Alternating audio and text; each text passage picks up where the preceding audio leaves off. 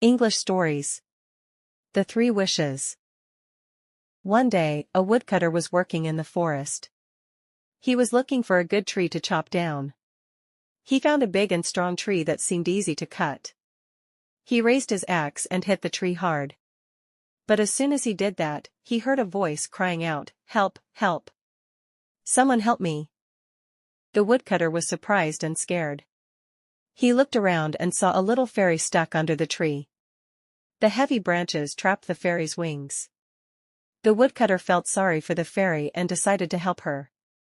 He used his axe and a rock to lift the tree and free the fairy.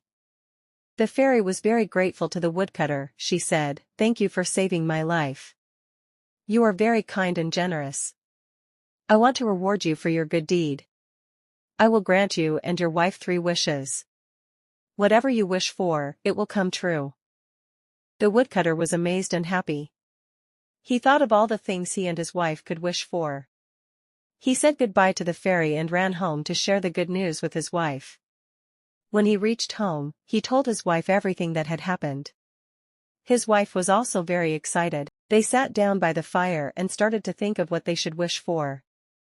They thought of many things, like money, clothes, a big house, a horse and carriage, and so on. But they could not decide what was the best thing to choose. They talked for a long time and became hungry. "I wish we had a nice black pudding like you used to make." As soon as he said that, a big black pudding appeared on the table. The woodcutter and his wife were shocked and happy. They realized that their first wish had come true, but the wife was also angry. She said, "You fool! You wasted our first wish on a black pudding. We could have wished for something better.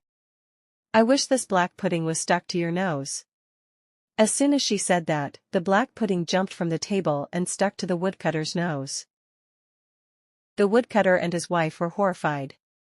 They tried to pull the black pudding off, but it was stuck too tight. The woodcutter could not breathe properly and the wife could not stand the smell.